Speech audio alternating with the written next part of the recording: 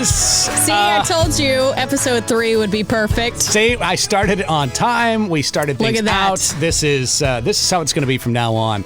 A polished and perfect show. Don't set that standard. It's what we're in for. Just for today. Yeah. At least for the first 35 No guarantees. seconds. Yeah. We don't guarantee much here on the podcast, but what we do guarantee is that we're going to keep it real. Yes. We're going to keep it weird. That's about it. That's about the only two things we know for sure are going to happen. Because that's really all we're good at anyway. Now, so. I want to bring you into what happened just before we started this podcast. I mean, we don't really have to. Oh, we have to. If you just rather skip to the tell me something good part. No, we'll get to tell me something good. We got time for that. She comes into the studio. We're booting everything up. We're getting our lights on. Our imaginary fake timeline. We've got to keep this moving. Oh, we can stretch just a little bit for this. And I'm not looking at the camera at all. I'm over here preparing. I got some papers and things because we have a special guest, by the way, joining us on the show. We do. Today. And so I'm over there preparing some of that stuff, and I hear, "Oh my holy bleep bleep bleep bleep bleep bleep." Hold on, wait. It actually sounded like this. Holy, and that was it. That's exactly what happened. And I say, "What is going on?" And I hear drip, drip, drip. Actually, coming from the microphone, drip. So, and she had that whole cup of coffee. Was all over the studio. You could see it everywhere. It was dripping from, like you see the stuff behind her. All over it. You could actually see coffee. I've seen crime scenes more contained than this cup of coffee just made my office. Is ridiculous. So, cheers to that. I'll raise my cup of coffee to that. Take a quick drink and let's move on with the show. But I just wanted to share with the class exactly what happened. We don't hide anything. Thanks for that. On the show. Welcome back. Thank you to everybody that is joining us again. We do have a special guest this morning, and that is an incredibly funny guy that I cannot wait to ask some serious questions to dig into a little bit of his past because he's got a very comedians' interesting pasts are they're something else.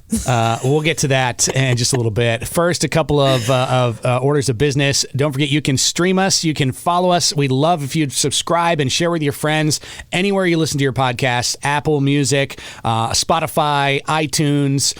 Is iTunes now Apple Music? Is that the same thing now? It's the same thing, yeah. So iTunes doesn't. Yeah. Does it even exist? Is now. Okay, iTunes is now Apple Music. Okay, Amazon it's Music. Been replaced. YouTube, YouTube Music, and YouTube. Hey, look. Where are we at? Hold on. Can I do this now? Wait a minute. Hold on. What is this? Play Flippin' Streeter Make It Weird on YouTube Music. Oh, see, you're coming prepared now. Oh. Are you going to do it? Okay, no. Why that's is it great. playing Love Me Do by the Beatles? What is? What the? Oh my how is that? gosh! All right. Well. Okay. Maybe next week. Week 4 is going to be great. Thanks so much again. You know what? No problem. So great that we come prepared for things. Let's get right now. Without anything further, let's get into our good news. Let's kick off the morning with the good things that are going on, or kick off your show. Flip, what's today's good news? What's going on today? So there is a prison in Ohio that hosted its first 5-course meal that's served to members of the public. And these inmates, they grew all the vegetables, they prepared all the food, and we're not talking like hot dogs and hamburgers. This is like roasted salmon with a béarnaise sauce. They got braised garden greens, roasted lamb, corn cake dessert with blueberry compote, because that sounds fancy. It's all part of this 6-month program that is meant to prepare inmates to work in fine dining restaurants someday after they're out, after they get really cool. back into the real world. And it's put on by this nonprofit that offers culinary courses at over 600 prisons and jails around the country. How cool is that? I mean, it really is great. Now, serious question though, would you eat it? Like, would you, if you're a member of the public, would you go? Would you trust what was being fed to you? Because I feel like I've watched a lot of crime shows and things like that, and like there'd be something, you know. Like a shank salmon or something. Yeah, like a shank salmon. That's exactly what I was thinking of. Something like that. Something being snuck into the food, or you think it's, I mean, I don't want to take anything away from it because I think it's awesome what they're doing. And I think very cool. It's so important that that there are people that work with prisoners to make sure their life is better, and when they come out, and to make sure that they have skills that they can use to go and get a job when they get out. Yeah, and how absolutely. cool is that? At the very least, they can impress people with their skills. Yeah. Look at my béarnaise sauce over here, Louise. Look at this. Exactly. Yeah. But just being realistic, I probably would have some reservations. You'd eat it. I think you would. I'd eat the blueberry, whatever that was. That's the compote. Yeah. Oh, that sounds so good to me. I mean, even if we're tainted with something, that's like, all right, whatever. It's fine. It's fine. It's probably good. Yeah. But how cool is that for them to do? Yeah. Now, did you have to, did the public have to get reservations for this? How much did they charge? Oh, that's a good question. How much would you pay to have a meal? And was it mostly prisoners' families and friends that were coming into this? And also, what type of prison is this? This isn't like a murderers and... So it's Grafton Correctional Institution, and they have this restaurant institute that hosted this event. So is this like white collar crime? Are these minor crimes? You don't know? You don't know? I don't know. It doesn't say. It doesn't. Because I don't know how I'd feel about, being in there with.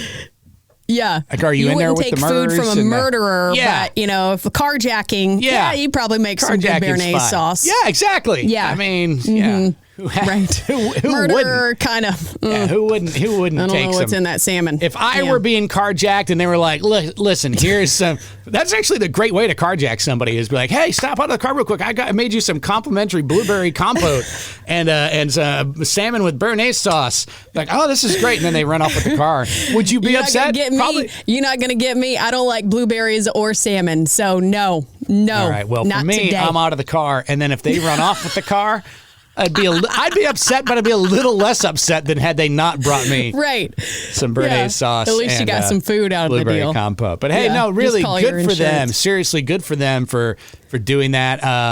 How cool. It's so important, instead of, because you see so many times I've had people that I know do the same thing. Have you? Go to jail, and then it's like, we've talked about my cousin before in That's So Florida. I mean, there's a close relation to crazy people on my side of the world. The 7 degrees of flip over here or whatever it is. But it's so cool to, see these guys and gals break the cycle, because, so many times there's just these life criminals that just keep going in and out of the system, and it's like for these kind of nonprofits to step up and be like, here you go, here's some life skills that can help you avoid this path again. So we don't want to see you back here. You know, here's some life skills, go use these and actually, contribute to society, be one of the good things in society. I think it's such a great thing. It really is.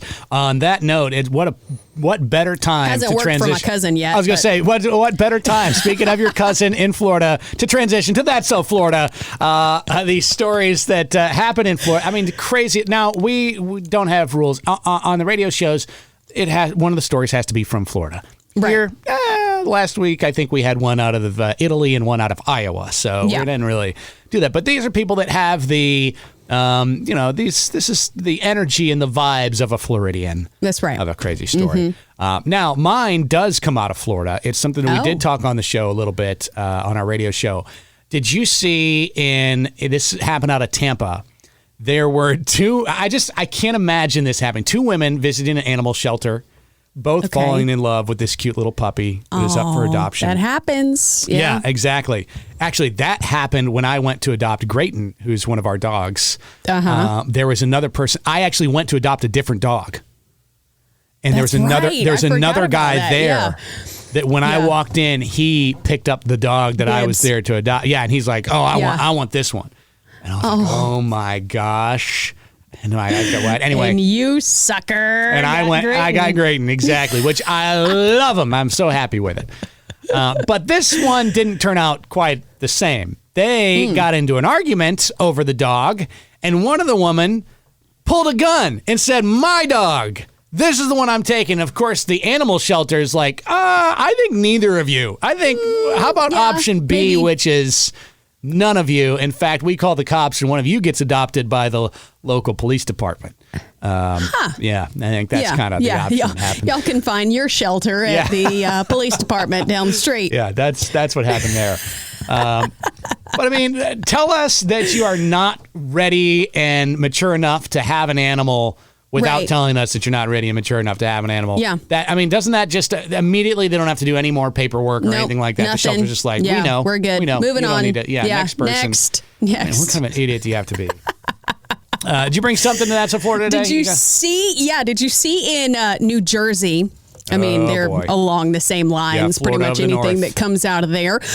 There's a DUI simulation that the police had going on at this annual event. You know, it's like they do community events and everything. Is that where it's like it's supposed to make you aware of what type of delay you have what can happen, how you're, everything you're delayed and you're you put on these glasses and it messes you up like you can't. Yeah. Yes. I've seen those before. So this simulation got a little too real the other day, and it sent multiple people to the hospital. Oh, no. So they were there on the Jersey Shore, and they'd been running this thing for like 20 years. And it's this low-speed golf cart that is rigged up to simulate the experience of a drunk driver. Oh, my gosh. You're not in it alone. There's a cop that, rides with you and everything to make sure everything goes okay. But things didn't go okay the other day while the cart was being driven by a minor. It veered off the course, crashed into a crowd of people, hit a few people, and firefighters, obviously, great timing. They're already on the scene for the event. They immediately begin to treat the injured people. 5 of them taken to the hospital. 3 of them have since been released. But the police issued a statement and called the accident disconcerting and said they were sending sincere thoughts and prayers to those injured. I'm just thinking about the people on a low speed. This is the perfect thing to simulate a Floridian. Is drunk on a low-speed vehicle golf cart. That's like that's the perfect thing. In turtle mode. Yeah. Yeah. And you still somehow managed to strike 5 people in it. Well, I mean, look, it did its job. That's exactly what it's supposed to be. It scared, put the fear of Jesus in a lot of people. Exactly. So, but everybody was ultimately kind of, at least mostly okay, like minor injuries. Yes, there's been because I can't laugh at this if you. Well, there's been a couple more still treated. They say they're not really known those conditions, but the other 3 have already been treated and released. There's still a couple that they're taking care of. That's good. Well, I really hope that everybody's okay with that. Oh, gosh, you can't do anything anymore these days. Do they still do ride-alongs? Because that's something I'm shocked. I don't know.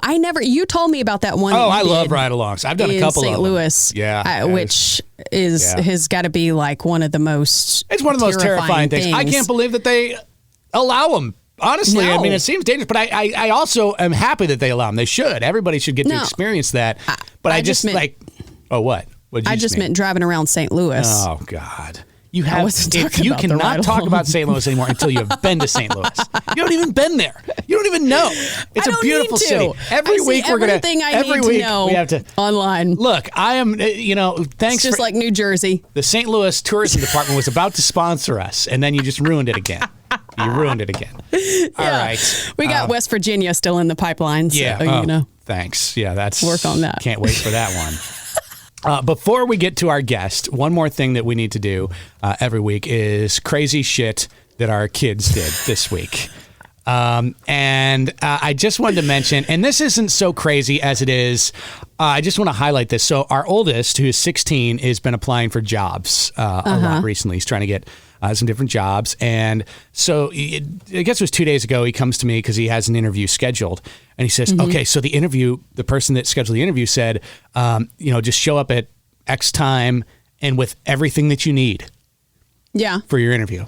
Or anything that you need for anything, that you want to bring to the interview. And so he's like, well, what do I need to bring? What do you bring to an interview? I said, well, what do you mean? What do you bring to an interview? I said, you bring yourself and a resume. He said, do I bring my social security card? I said, not usually. I said, do I bring my birth certificate? I said, not usually. Do I bring a bottle of wine? Do I bring my laptop? And he's asking all these questions. I'm like, no, I don't think so. I mean, what do you mean? But now I'm starting to second guess myself. Do you? What do you do in 2024? I haven't had a job interview in a long time.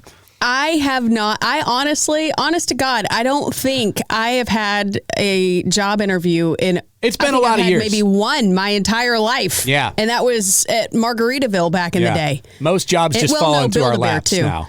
Mm-hmm. Pretty much.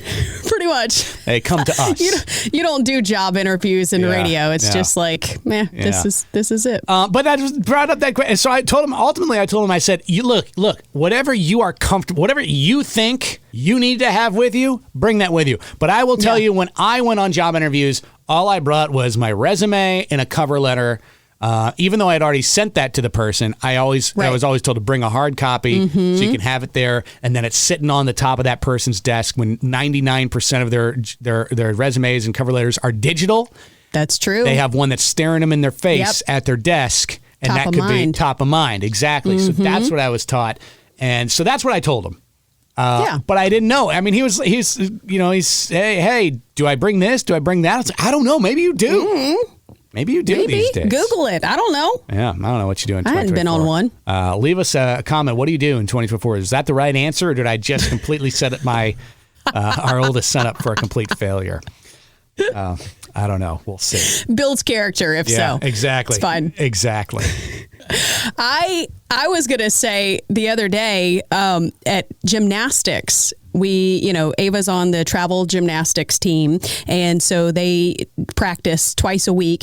And it's become nowadays, used to, I could roll Jason in the stroller or carry him in the car seat when he was still in the infant car seat. But nowadays, it's not so much Ava's gymnastics as it is Jace's gymnastics, because he feels like he is a part of the team, to which he just wants to always try to run out there, make a break for it, and, go out there and do the flips and tumbles and things with Ava. He's ready to do it. He's ready to go. Whenever I told him no, he responded by going in the hallway, and they have like some picnic tables that are, they do birthday parties and stuff there, and they have the picnic tables lined up, folded up, lined up against the wall. And he goes and tries to scale the dang thing. Well, I mean, you didn't let him participate in the actual class. I think it would have been easier to just say, go ahead. Possibly. That could have saved me a whole, because then it was just the screaming, the bloody murderer, the whole 9 yards. To get him into, and it was if he's like scaling picnic tables and stuff like that. What's that thing where people hop between buildings and they? It's like an urban. They Criminals. hop around. No, that's not. Criminals. That's what they're called. It's not taekwondo. It's escaping, eluding police is what that's called. I mean, you can use it for that. You can use all that stuff for it, I guess, if you really want to. That's you're thinking like a true Floridian. This is the inner Floridian that's coming out of you. No, I'm thinking, what is that when it's what is it? I don't know. Acrobats? It's kind of like acrobats, but it's like an urban things where they bounce between walls and climb up things and jump over. What in the St. Louis are you talking about right now? It has a name, and I can't think of it. that. It has a name, and I can't think of it. But we're going to have to wait, because we've got to get to our guest. I've accidentally tried to pitch to this like 10 times, and I've hit the wrong buttons, and I've done the wrong things. Yeah. But here we go. Our guest today, let's get to it. Here we go. Let's see if I can make this happen. All right. I think we got to get into our guest, who I'm so pumped about this guy. The guy is a comedian. Yes, he's a real comedian, not amateur like us. Yeah, no, he's the real deal. He's the real deal. This guy has been on Jimmy Fallon. He's been filming a special for Comedy Central, and perhaps most importantly, I think this might be the most important thing that about this guy is that he understands what it means to be a '90s kid. Yes. And I'm going to let him explain that. The true definition of this. Ladies and gentlemen, welcome comedian Derrick Stroup. Derrick, what's happening, man? What's going on, y'all? Thank you so much for having me. I really appreciate it. Absolutely. Man, it's so good to have you here. Okay, so first of all, I'm so happy that you said what you said during, and it was one of your stand-ups that you were doing about this 90s kid I was thing. just like, yes. That was probably the single biggest thing to hit me. All because I these was born 90s kids think that they are just, born in 1992 or 1994 or something like that. That's right. 90s kid, you are not. You are not a 90s kid. You're a 2000s No, they didn't kid. experience the 90s Yes. like we did. Yeah, that's true. Exactly. I mean, my thing to them is like, hum me the theme to Doogie Howser. And if you can't do that, then That's right. You're out. You can't. That's you right. can't hum the Doogie Yeah. Howsers. There's definitely a couple tests. You know what I mean? Did you shoot G.I. Joes with your BB gun? That's right.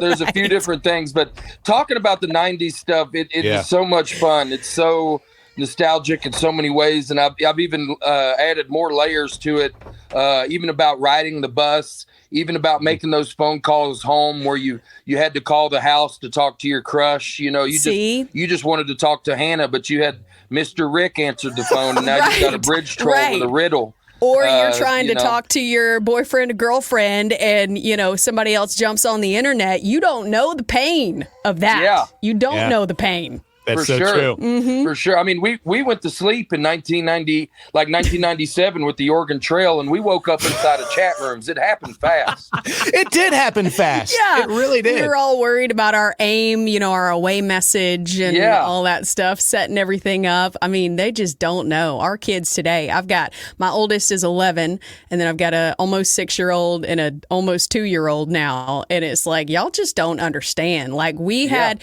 this was our filter. Like, we had we had to make our own stuff. We didn't have no Snapchat and Instagram, none of this mess. Like, no, we did it. We were the pioneers, really. No, you're right. And I mean, our games sound ridiculous to them because they're overstimulated, They you try to explain to them how much fun titty twisters were to us, and they don't get that. You're not going to enjoy titty twisters like we did while you're playing Call of Duty. You need to have nothing. You need to just be in your yard. You need to be like, I think if I grab playing... my cousin's nipple, it'll make our afternoon. That's right. And you know what? It damn well did. It did make the afternoon. It very much did. That's right. Yeah. But you know what? Wait a second. I do have to add a little caveat, though. Derrick, you grew up in a Harvest, Alabama, which is population 6,000 people or so. Maybe 5,999 when you were gone. So it's like, so what? So you probably even enjoyed it more than the rest of the 90s kids. Like that was probably the most excitement, right? Oh, yeah. I mean, all those games, ringing doorbells and taking off running. That all was those thrill. games. Yeah, you're exactly right. I mean, we had games that weren't even games. We used to just hit each other in the crotch because there was nothing else to do. I mean, our parents told us to come back when it got dark, and sometimes in the summer, those days were long, y'all. They were long and hot. And so, it was just such a different time. I wouldn't change it. I wouldn't change it for anything. I mean, we were the last ones before the internet really took over. So we had a pretty pure childhood overall. That's what's funny is I see all these kids today. It's like, oh, I'm growing up in the greatest generation. I'm like, I highly disagree with that. Yeah. I really feel, even with the, internet coming in, even though we didn't have the internet and everything for most of our childhood, I feel like that made us that much, I don't know, not better than everybody else, but I feel agree. like, Now, I don't know, when it comes to rating generations, I don't know where we stand, but I know that we're one of the funniest generations. That's for we had some of the best comedy movies. We had some of the. I mean, if you could just sit here and go down the list. I mean, starting off with even Dumb and Dumber. I mean, these kids they don't understand. Classics. I mean, I saw Dumb and Dumber when I was like 10 years old, 11 years old. Right. And it changed the course of my life. I'm telling you, it was. And so 90s kids, I feel like that we're a pretty funny group. Overall, kind of with our mix of how we grew up with a little bit of internet, but still a lot of the old school stuff of playing outside and that sort of thing. Yeah, that's it what is. I wanted. It's a good balance. Yeah, I wanted to ask you that too. How you got into comedy? Talking about the comedy movies and stuff. Did you get into it because all the rest, kind of like the rest of us, like you're just using it as a coping mechanism, and that just kind of spiraled from there, or how did that all come about? There might have been some coping there. I mean, really long story short, I went to Jacksonville State University in Jacksonville, Alabama. Okay. And I ran a bar there in my later years of college and after college. Said. And it was just a little college town bar. And I remember thinking one time, if I hear wagon wheel again, I'm going to walk in front of a vehicle.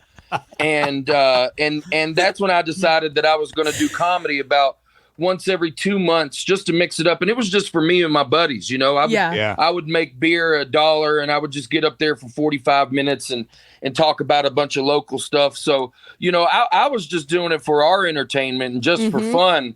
And then over a couple years, I realized that there might be something there. And some of my friends were like, hey, Derrick, this is funny, man. This is really good stuff. And I got inspired to kind of chase my dreams out west. But the way I started comedy is not the normal way. I mean, there were no open mics. I didn't know another comedian. I watched Bill Burr and Ron White, and I went, you know what? I think I got it. Let me go see what I can do. And I didn't have it. But that was 13. You found it somewhere. That was 13 you found years it ago. somewhere from Alabama to Colorado. That's how I got into it, really. Yeah. And now, was the move to Colorado? Let me ask you a little bit about that. Was the move to because that's where you are now, right? That's where you live now. Yeah, I'm in Denver right now. Yeah. Was that? I mean, when you were like, "Hey, let's go west and chase the comedy dream," I've never heard like. Usually, you go to L.A. Could all you? It was Nashville, like, did you run out of gas in Colorado? Like, what the hell happened with that? Yeah. How did you end up there? Yeah. Well, I mean, I didn't want to go to a city that was like too big.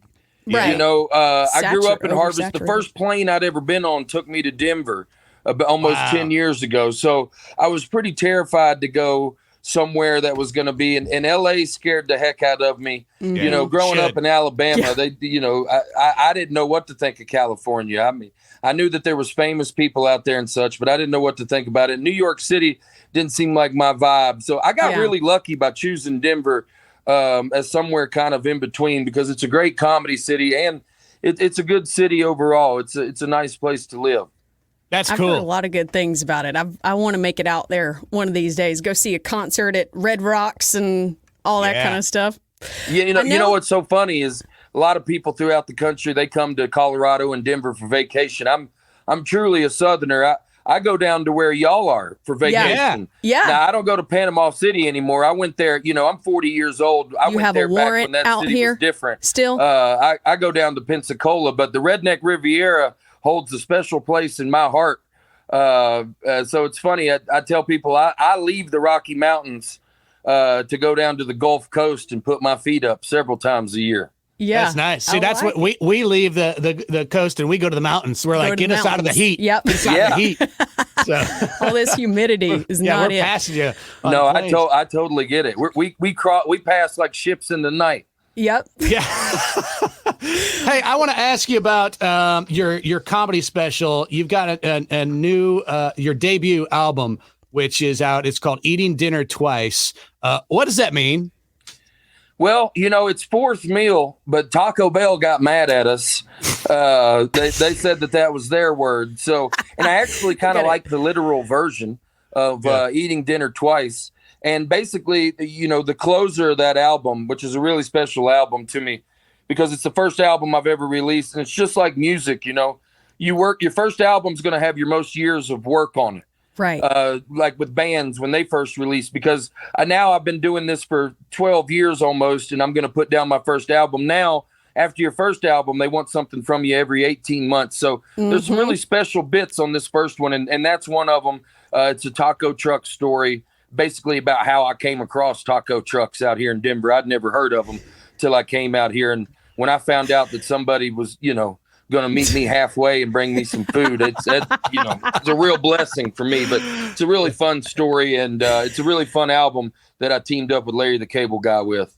Oh my gosh, Larry the Cable Guy. That's awesome. Real quick story about Larry the Cable. I imagine you've worked with Larry a little bit. Yeah, a bunch. Okay. Yeah. So back in, I was working in radio in St. Louis for a while, and Larry and Jeff came to do a show, and they invited us to the show. We went backstage and to, chat with them, visit them for a little bit. And my wife, I swear to God, you can't make this up, No, not planned, completely unknowingly, is wearing the same fucking shirt as Larry the Cable Guy, the exact same shirt. And so as soon as I get back there, the whole thing was a roast of my wife. Wow. About if you show up to a Larry and Jeff Foxworthy show and you're in the exact same shirt. Was she wearing a sleeveless button up? What the hell was she wearing? So it was the same exact flannel button up, except it had sleeves. His were cut off or his were gone. The exact same blue and white checkered flannel shirt. I got a picture of it somewhere. That is hilarious. But I'm like, what the hell are the odds of that? What are the odds? Ended up roasting us on that. But so that's really cool. So you're working. So now you teamed up with Larry the Cable Guy for this album, and you can get it. It's out now, right? You can get it it's out everywhere that you can get albums or any type of your favorite music or comedy. It's out all places. So awesome. Speaking of food and being a Southerner and everything, I know you are a fellow Waffle House aficionado I am. What's your order when you go there? Well, I mean, of course, All-Star Special. I'm gonna get a pecan waffle. Yeah. My eggs. I bounce between my eggs. Just depends on what I'm looking for. I like them over easy. I like them scrambled. I'm gonna get my hash browns smothered, covered, chunked, and capped. Okay. I like them. I like them really working for me. On the He's got all the terms. Did Denver do that to you? I got a picture of Waffle House framed in my dining room. Do you really? It is. It's a special place to me. It's so funny because we've been so excited for this interview, and I've been watching all your stuff and everything, and I saw this morning. Have you ever been to the Waffle House Museum in Decatur, Georgia? No, I've never been to the Waffle House Museum. There is like a 6-month wait list to get in this place, but you walk in there and it's like all these artifacts and everything from the past 60 years or however long they've been open and everything. I've heard of it. I love that. And I would like to think that there's like an apron or like some like gloves of like some of the best Waffle House workers to ever live in there. Like, they're like the employee on like of the September month. 26, 1999, Alfred in Atlanta made 97 waffles in an hour, and his gloves are like laying there with like the just like how they do like in pro sports all of Exactly. I would like it to be like that. It's like the Babe Ruth. Didn't mess up the order while there were 3 brawls happening across the restaurant at the same time. They still police arresting 4 different people, and they still got the order out on time. I love that. Marcus cooked for the Cycle while he was drunk in 1989. That'd be great. That'd be the type of stats I'd be into. Hell yeah. Derrick, I know you got to run. You're a busy guy. I want to thank you for swinging by and visiting with us. And you've got so many tour dates. You can check it out on your website. I know you're going to be in my home state of Missouri. You're going to be in Tennessee. You're going to be in Florida. You're going to be hitting every single place. Yeah, I'm everywhere, man. Yeah, so opening for John Christ, Nate Bargatze, and you got your own shows. Dude. I mean, it's pretty cool. So, Derrick, good luck out on the road. I'm sure we'll run into you at a Waffle House. Sometime in the near future. Next time, get down here to PCB instead of Pensacola. We'll take you to the Waffle House. Yeah, I might make my way over there. I'm an old man now for Panama City, but I might make my way over there. All right, thanks for having me, y'all, and I'll see you next time. Thank y'all. That sounds great. Man. Thanks, Derrick. Take care, man. There you go. How about that? There it is. Oh, Derrick was so Stroup, fun. Baby. God, he's so funny. He was so fun to visit with. You've got to go and check out all his material that you can find. You got to watch or listen to that album wherever you want. Like I said, I keep saying iTunes. So I don't think it exists anymore. Apple Music. Grandpa, YouTube. stop it. There's no iTunes anymore. It's Apple Music. Apple Music. I'll get it right one time. I'll get it right someday. But you've got to go check it out. I'm telling you, you're going to fall in love with this guy and his stories. He can tell stories like anything. And if he's coming to you to anywhere near where you are, go and see him. Go and see him. There's if you go to his website, you can find all of the different tour dates, and he has got a ton for for the rest of the year and into next year already. Yep, DerrickStroupComedy.com, and he's on all the socials. You can go follow him there, but just look up, on YouTube too. That's where I found a bunch of them. He's got hilarious bits on there with DUIs and the titty twisters and all that stuff. That he's just so fun. It's just so relatable. It's like me growing up in the South too, like in the middle of the country. I relate to that stuff just as much. It is just it's hilarious to have someone put comedy to my childhood too, really. It really is. If you are a 90s kid too, meaning you were born sometime in the 80s. That's right. You'll find yourself just like, oh my gosh, yes this.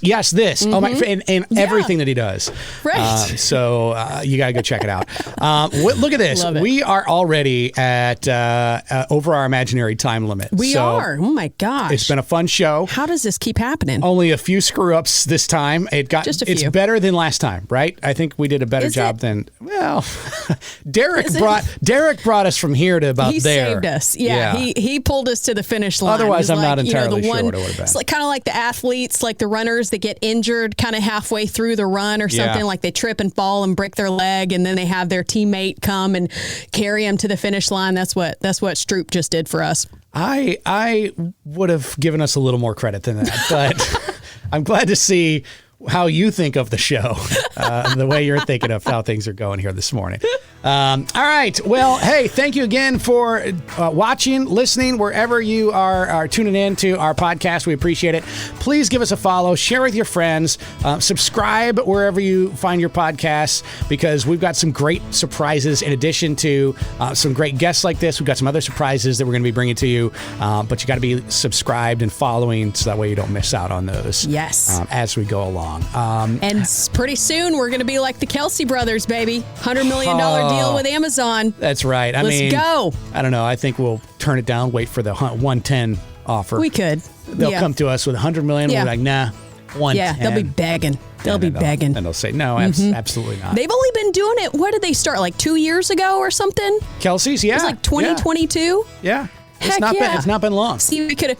If we had started this, I know. Don't get into it. Oh my God, I know. You tell me this every time. We're like, we should have started this. I'm telling you, the name of our podcast should have been "What Flippin' Streeters Should Have Done." They just took our 100 mil. You know. Yeah, that's all right. I didn't need it anyway. We're real friends. This is our real life, and I think we did a pretty good job this week of keeping it weird. Always do. Have a great time doing whatever you do after this. Bye.